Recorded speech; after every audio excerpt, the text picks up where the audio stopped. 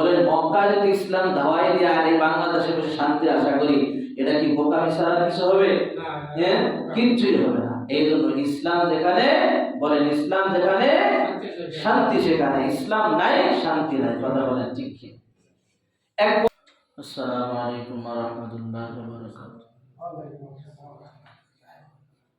আলহামদুলিল্লাহ আলহামদুলিল্লাহি ওয়া কাফা ওয়া সালামুন আলা ইবাদিল্লাযিনা ইসতাফা। আম্মা বা'দু ফাআউযু বিল্লাহি মিনাশ শাইতানির রাজীম। বিসমিল্লাহির রাহমানির রাহিম। ইয়া আইয়ুহাল্লাযীনা আমানু উদখুলু ফিস-সিলমি কাফফাহ ওয়া লা তাত্তাবি'ু খুতুওয়াতিশ শাইতান ইন্নাহু লাকুম আদুwwun মুবিন। وقال النبي صلى الله عليه وسلم بلغوا عني ولو آية اللهم صل على سيدنا ونبينا وشفيعنا وحبيبنا ومولانا محمد صلى الله عليه وعلى آله وأصحابه وبارك وسلم। الحمد لله। আল্লাহ তাবারক ওয়া তাআলার দরবারে লাখ কোটি শুকর ও সুজুদ যে রব্বে করিম আপনাকে আমাকে দুনিয়ার সমস্ত ঝামেলা থেকে পালিত করে জুমার নামাজ আদায় করার উদ্দেশ্যে মালিকের ঘরে আসার মতো বসার মতো তৌফিক দান করেছেন।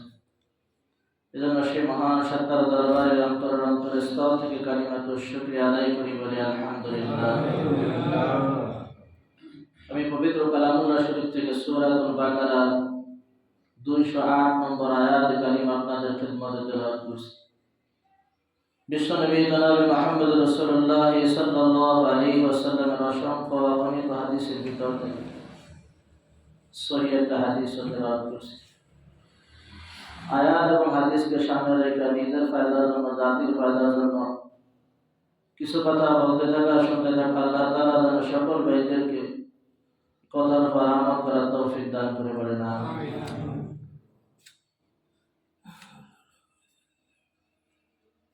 তাফসীর মাজারিতে একটা ঘটনা আছে। কাজী সানাউল্লাহ বানিবাতি রাহমাতুল্লাহ আলাইহি উনি ঘটনা বর্ণনা করছেন।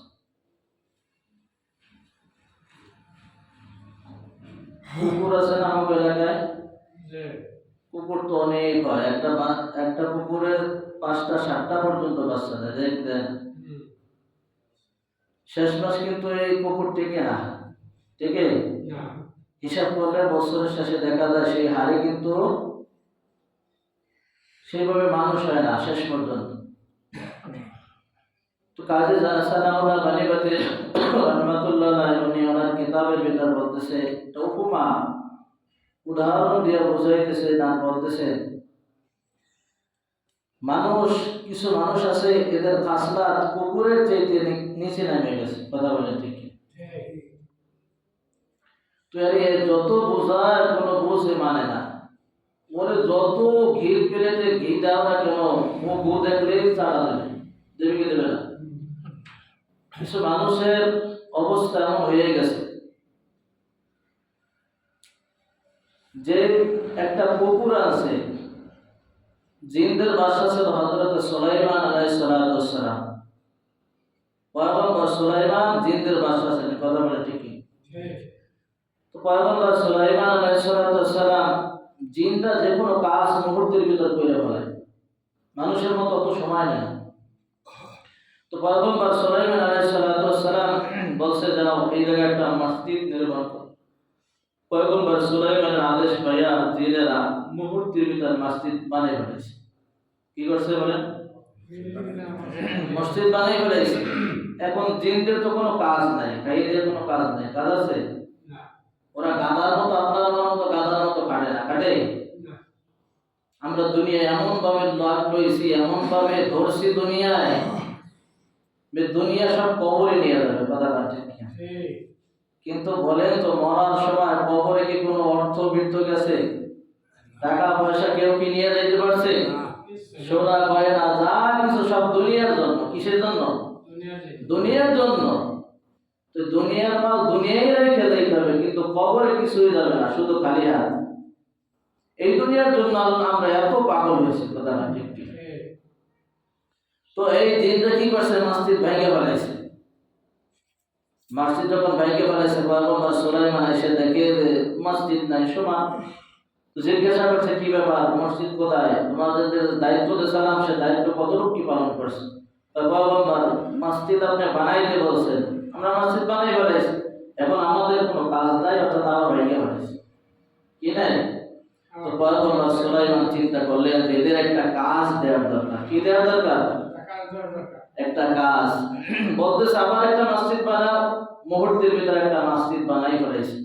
তো বলতেছে এবার একটা কুকুর, আমি যত সময় পর্যন্ত না আসবো তত সময় পর্যন্ত এই কুকুরের ল্যাজটা তোমরা সোজা করো। কি করবো?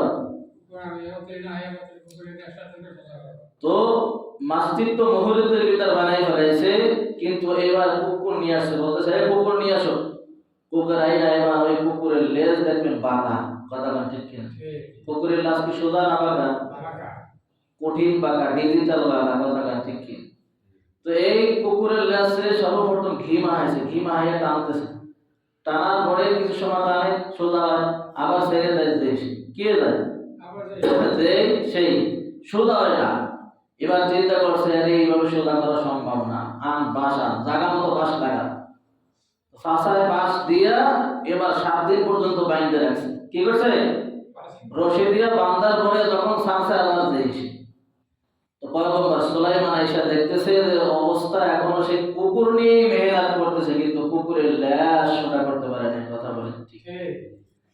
আজকে দোস্ত আলেম ওলামারা এত কথা কয়, এত কথা, এত ওয়াজ বয়ান, এত বক্তৃতা, জাতি কোনো পরিবর্তন নাই। কথা বলেন ঠিক? জাতি কোনো পরিবর্তন নাই। যে বেনামাজি সে বেনামাজি, যে সুদখোর সে সুদখোর, যে ঘুষখোর সে ঘুষ খাইতেই আছে।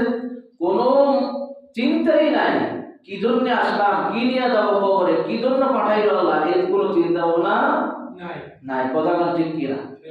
নিঃশ্বাস যখন চলে যাবে দোস্ত, ওই দিন তুমি বুঝবা, কিন্তু ওই দিন বুঝলে তো কোনো কাজ হইবে না। হইবে না, ওই দিন কাজ হইবে না। এখনো সময় আছে, এখনো সুযোগ আছে।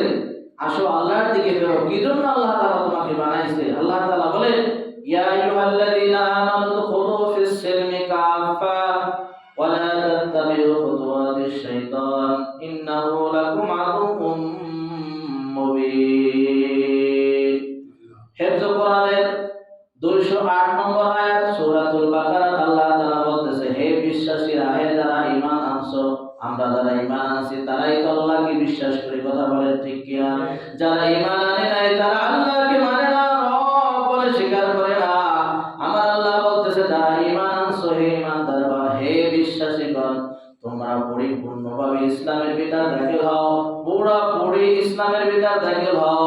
ইসলামের কিছু মানবা, কিছু ছাড়বা, তা কিন্তু হবে না। কথা বলেন ঠিক কিনা? ইন্নাহু লাকুম আদুউম মুবিন। খবরদার খবরদার, শয়তান কিন্তু তোমাদের প্রকাশ্য দুশমন। এই শয়তানকে কোনো সময়ের জন্য বন্ধু বানাবা না। বন্ধু বানাইছো তো মরছো। কথা বলেন ঠিক কিনা? শয়তানকে আল্লাহ তাআলা তো ক্ষমতা দিয়েছেন ৮০,০০০ বছর পর্যন্ত শয়তান ইবাদত কইরা মুআল্লিমুল মালায়েকা হয়ে গেছে, আল্লাহ তাআলার প্রিয় পাত্র হয়ে গেছে, আল্লাহ তাআলার কলিজায় জোশ মারছে। আল্লাহ তাআলা বলতেছে ইবলিস তুই কি চাও? তুমি যা চাও আমি তাই দেব। আল্লাহ তাআলা ফেরেশতাদের সর্দার বানাইতেছে, যাও ইবলিস তুমি ইবাদত করছো, আমি আল্লাহ তাআলা খুশি হয়ে গেছি, তুমি ফেরেশতাদের সর্দার বানাই দিলাম। আল্লাহু আকবার। বনি আদমকে যখন আল্লাহু আকবার বাবা আদম আলাইহিস নবী আলাইহিস সালাতু ওয়াস সালামকে যখন তাজ নিয়ে একটা সিজদা করতে বলছিল, ইবলিস বলছিল আল্লাহ আমি তো আগুনের তৈরি, আর বনি আদমকে বানাইছো তুমি মাটি দিয়া, অর্থাৎ মাটি কোনদিন আগুনের সামনে নিচে হইতে পারে না। বলেন নাউজুবিল্লাহ। আল্লাহ তাআলা বলেন আমার কাছে কোনো যুক্তি আমি চাই না, আমার কাছে কোনো যুক্তিবাদের কোনো পরিচয় হবে না। যাও ইবলিস তোমার ওই যে ৮০,০০০ বছর ইবাদত সব দুনিশ্চিত হয়ে গেল, কোনো কিছুই আমি আল্লাহ তাআলা তোমার ইবাদত আমি কবুল করলাম না। ইতিহাসের কিতাবে লিখতেছে দোস্ত, ইবলিস এমন কোন জায়গা নাই, এমন কোন জমিন নাই, এমন কোন চটিয়ার ময়দান নাই যেই জায়গায় ইবলিসের সিজদা করে নাই। অর্থাৎ পৃথিবীতে যত জায়গা আছে সমস্ত জায়গায় ইবলিস সিজদা করে। করছে, কথা বলেন ঠিক কিনা? আল্লাহু আকবার। ইবলিস কিন্তু আল্লাহকে রাজি করছে দোস্ত, কিন্তু তার যিনি সিজদা না করে সব কিন্তু বরবাদ হয়ে গেছে, কথা বলেন ঠিক কিনা? ইবলিস বলতেছে আল্লাহ এত বছর ইবাদত করছি আর বিনিময়ে কিছু চাই। কই কি চাও? কয় দুনিয়া চাই। আল্লাহ বলছে যাও তোমাকে আমি দুনিয়া দিয়ে দিলাম। আল্লাহ তাআলা বলতেছে, আল্লাহ তাআলার কাছে ইবলিস বলতেছে আল্লাহ কিয়ামত পর্যন্ত হায়াত চাই। আল্লাহ তাআলা বলছে মঞ্জুর, তোমাকে আল্লাহ আমি হায়াত দিয়ে দিলাম কিয়ামত পর্যন্ত। ওই আল্লাহ যে আদমের কারণে আমার সমস্ত ইবাদত বندگی শেষ হয়ে গেছে, শেষ পর্যন্ত আমি জাহান্নামের কীট হয়ে গেলাম। ওই আদমের পশমের জায়গা জাহান্নামে ইবলিস ধোঁকা দিতে পারি। আল্লাহ তাআলা বলছে যাও ইবলিস, তোমাকে আমি সেই পারমিশন, সেই হুকুম আমি দিয়ে দিলাম, সেই শক্তি তোমাকে আমি দিয়ে দিলাম। এই জন্য বনি আদমের প্রত্যেকটি পশমে দেয়া ইবলিস শয়তান ধোঁকা দেবে, কথা বলেন ঠিক কিনা? এমনকি রক্তের শিরায় দেয়া ইবলিস ধোঁকা দেয়। খবরদার এই ইবলিস চারটা দিক আল্লাহ তাআলার কাছ থেকে চেয়েছে, ডানে বামে সামনে পিছনে চার দিক থেকে ইবলিস আসবে। আল্লাহ তাআলা বলেন ইবলিস চারটা দিক চাইছো, দুইটা দিক তো আমার কাছে চাও নাই। উপরে আর নিচে এই বনি আদম যখন গুনাহ কইরা উপরের দিকে তাকায়া দুই ফোঁটা চোখের পানি জড়াবে, আমি আল্লাহ তাআলা 80 বছরের জীবনের গুনাহগুলো মাফ করে দেব, বলেন সুবহানাল্লাহ। খবরদার এই জন্য শয়তানের অনুসরণ করা যাবে না, কথা বলেন ঠিক কিনা? আল্লাহু আকবার। এই আয়াতের শানে আপনারা দেখবেন আব্দুল্লাহ ইবনে সালাম রাদিয়াল্লাহু তাআলা আনহু সর্বপ্রথম ইহুদি ধর্মে ছিলেন। কোন ধর্মে? ইহুদি ধর্মে ছিলেন। আল্লাহু আকবার। পরে যখন রাসূলের কাছে এসে মুসলমান হলেন, কালিমা পড়ে যখন মুসলমান হয়ে গেল, আল্লাহ রাসূলের কাছে উটের গোশত আছে হাদিয়া, আল্লাহ রাসূল খাইতেছে, সাহাবীরা খাইতেছে। আব্দুল্লাহ ইবনে সালাম রাদিয়াল্লাহু তাআলা আনহু কিন্তু উটের গোশত খাইতেছে না। আল্লাহ রাসূল বলতেছে আব্দুল্লাহ ইবনে সালাম খাও, উটের গোশত কেন খাইতেছ না? আমার সাহাবীরা খাইতেছো, তুমি খাও না কেন বসে আছো? ইয়া রাসূলুল্লাহ, ইয়া হাবিবাল্লাহ, আমি যখন ইহুদি ধর্মে ছিলাম আমাদের ধর্মীয় কিতাবের ভিতরে লেখা আছে উটের গোশত খাওয়া যাবে না। আল্লাহু আকবার। আমাদের কিতাবে যেমন লেখা আছে কাচ্চিনের গোশত খাওয়া যাবে না। বাংলাদেশের কিতাব যত ভালো বাবরচি হোক না কেন, এই বাবরচি দিয়া যদি আপনি কাচ্চিনের গোশত পাকায়া যদি আপনার সামনে আনেন, আপনি খাইবেন না? খাইবেন? ওটা আমরা ঘৃণার চোখে দেখি, কথা বলেন ঠিক কিনা? ওটাকে আমরা ঘৃণা মনে করি, এই জন্য আমরা খাই না। কিন্তু ওটা খাওয়া হারাম না, ওটা খাওয়া মাকরুহ। ওটা খাওয়া কি? মাকরুহ। হারাম এক জিনিস, মাকরুহ ভিন্ন জিনিস, কথা বলেন ঠিক কিনা? হারাম তো চিরদিনের জন্য হারাম, মাকরুহ কিছু হালকা করা হবে, এরপর আমরা কেউ খাবে না, কেউ ওটা পছন্দ করবে না, লাইক করবে না, কথা বলেন ঠিক কিনা? বলবে ওটাকে আমরা ঘৃণার নজরে দেখি। আব্দুল্লাহ বিন সালামের অন্তরে সেই ঘৃণার নজরে এসে গেছে, যেহেতু আমি ইহুদি ধর্মে ছিলাম, আমাদের ধর্মীয় কিতাবের ভিতরে উটের গোশত খাওয়া মাকরুহ মনে করতাম না জায়েজ, কিন্তু এইটাকে এখন আমি তো যেহেতু মুসলমান হয়েছি, এটাকে আমি জানি এটা হালাল, ইয়া রাসূলুল্লাহ, ইয়া হাবিবাল্লাহ, কিন্তু আমার খাইতে একটু শখ লাগতেছে, কথা বলেন ঠিক কিনা? মজলিসে থাকা অবস্থায় হযরত জিবরিল আয়াত নিয়ে আসছে, ইয়া আইয়ুহাল্লাযীনা আমানু দুখুলু ফিস সিলমি কাফা ওয়া লা তাত্তাবিউ খুতুওয়াতিশ শাইতান ইন্নাহু লাকুম আদুউম মুবিন। বলেন আল্লাহু আকবার। সাথে সাথে জিবরিল চলে আসছে, বলতেছে ইয়া রাসূলুল্লাহ, ইয়া হাবিবাল্লাহ, আপনার উম্মতকে জানাই দেন, আপনার সাহাবীকে জানাই দেন, আব্দুল্লাহ বিন সালাম রাদিয়াল্লাহু তাআলা আনহুকে আয়াত শুনাই দেন, যদি সে মুসলমান হয় যেন পরিপূর্ণ মুসলমান হয়, বলেন সুবহানাল্লাহ। পুরোপুরি যেন ইসলামের ভিতর ঢোকে, ইসলামের কিছু মানবে কিছু ছাড়বে, তা দিয়ে কিন্তু মুসলমান টেকা যায় না, কথা বলেন ঠিক কিনা? আল্লাহু আকবার। আব্দুল্লাহ বিন সালাম রাদিয়াল্লাহু তাআলা আনহু উটের গোশত খায়া প্রমাণ করাই দিল দোস্ত, কথা বলেন ঠিক কিনা? উটের গোশত খায়া প্রমাণ করাই দিল যে আমি এখন পরিপূর্ণ মুসলমান, কথা বলেন না? বলেন। এই জন্য ইসলামকে আমরা এতটুকু মানে না তা না, যার যতটুকু ভালো লাগে সে ততটুকু মানে, কথা বলেন ঠিক কিনা? বলেন তো এই ইসলাম নিয়ে যদি কবরে যাই তো জান্নাত পাওয়া যাইবে কি? যাইবে না। আল্লাহর হুকুম, রাসূলের তরিকা মাফিক জীবন যাপন করতে হবে। রাসূল যে ইসলাম নিয়ে আসছে ওই ইসলাম অনুযায়ী আপনার আমার জিন্দেগি সাজাইতে হবে, কথা বলেন ঠিক কিনা? ইসলাম মানি না আজকে শান্তির দোয়া করি, ইসলাম নাই, ঘরে নাই, বাহিরে নাই, রাষ্ট্রে নাই, সমাজে নাই, কিন্তু শান্তির দোয়া করতেছি। রব্বানা আতিনা ফিদ দুনিয়া হাসানাতাও ওয়া ফিল আখিরাতি হাসানাতাও ওয়া কিনা আযাবান নার। আল্লাহ দুনিয়ায় শান্তি দাও, পরকালে মুক্তি দাও। দুনিয়ায় শান্তি দাও, পরকালে মুক্তি দাও। দোয়া করতেছে কিন্তু শান্তির দাবানল অশান্তির দাবানলে চলতেছে। কথা বলেন ঠিক? আমরা আজকে ইসলাম মানি না, আজকে তাই আমরা শান্তি পাই না। কথা বলেন ঠিক কিনা? মক্কার জমিনে 75% পরিমাণ ইসলাম মানে, তাদের দেশটা সোনার দেশ। কিসের দেশ? সোনার দেশ। আর খোদা না খাসরা যদি আর 25% মানতো, 100% মানতো, আমার মনে হয় আল্লাহ তাআলা সেই জান্নাত থেকে আবার সেই মান্না আর সালওয়া আবার এই উম্মতকে খাওয়াইতে পারছে। আজকে বাংলাদেশের মানুষ আমরা ইসলাম কিছু মানে কিছু চাই। কথা বলেন ঠিক? ইসলাম পুরোপুরি মানতে চাই না, কিন্তু পুরোপুরি মানতে হবে। তোমার শান্তির দোয়া করার দরকার নাই।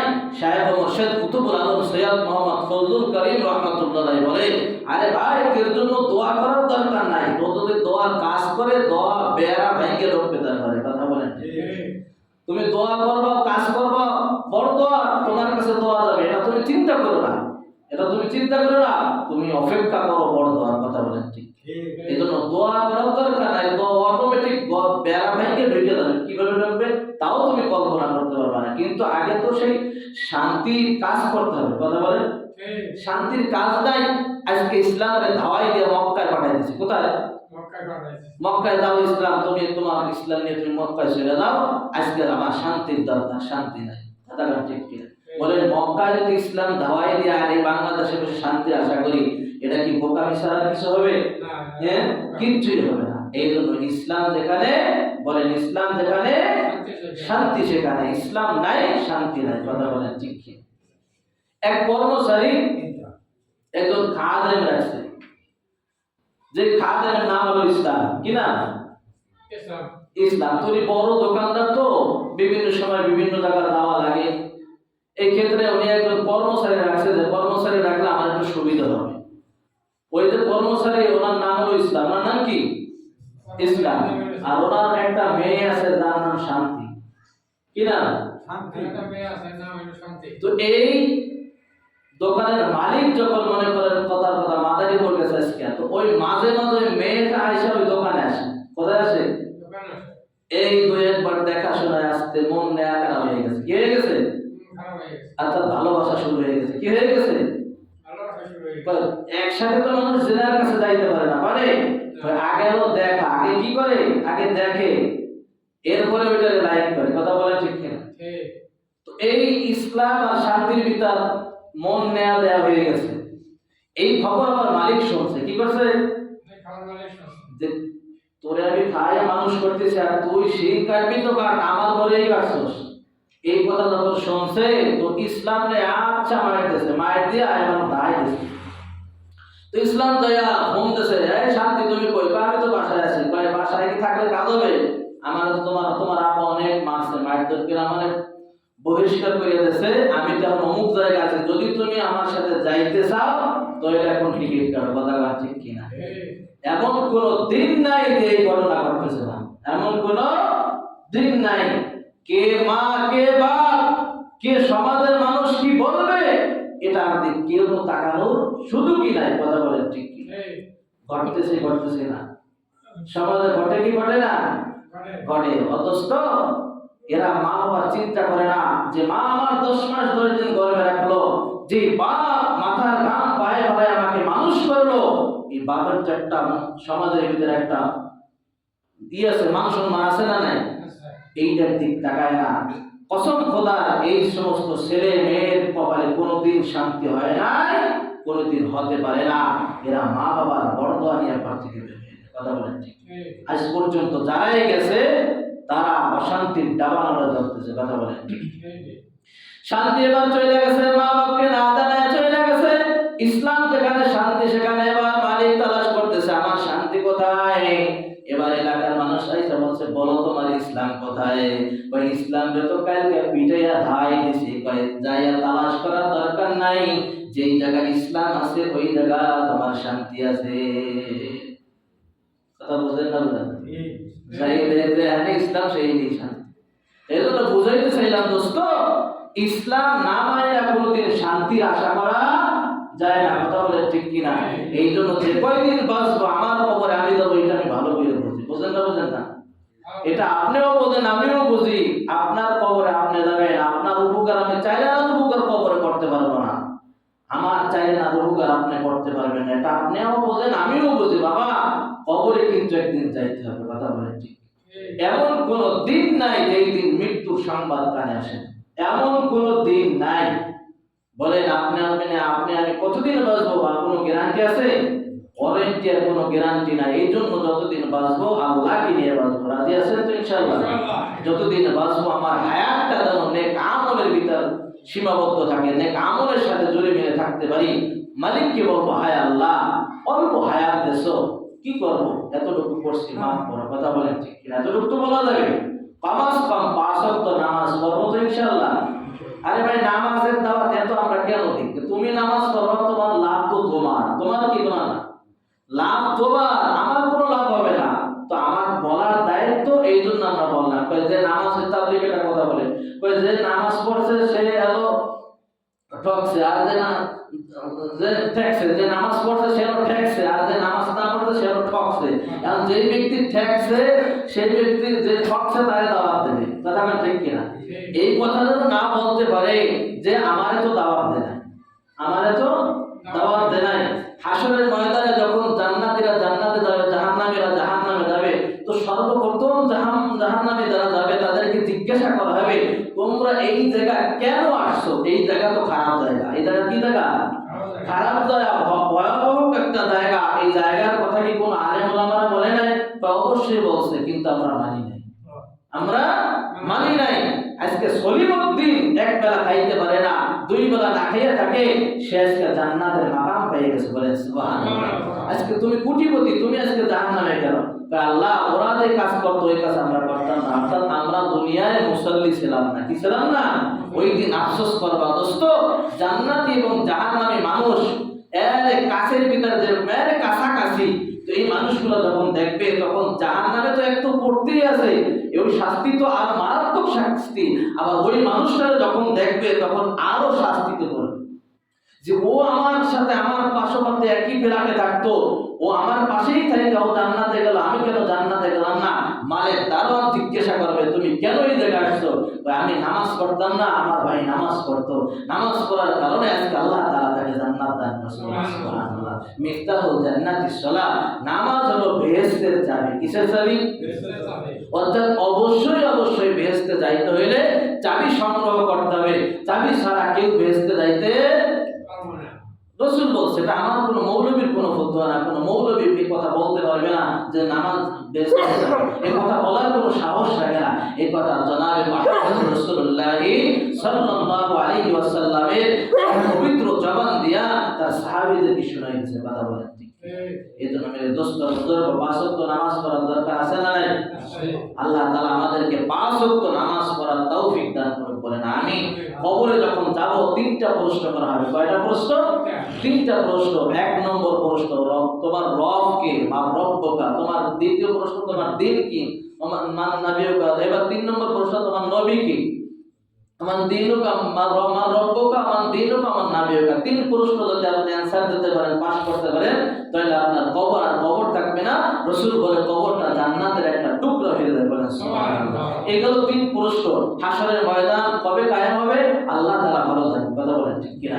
তবে দুনিয়ায় যতদিন আল্লাহ আল্লাহ বলতে ওয়ালা একজন লোক থাকবে, হাদিসে পাকের ভিতর আসছে, ততদিন পর্যন্ত কিয়ামত হবে না। বলেন সুবহানাল্লাহ।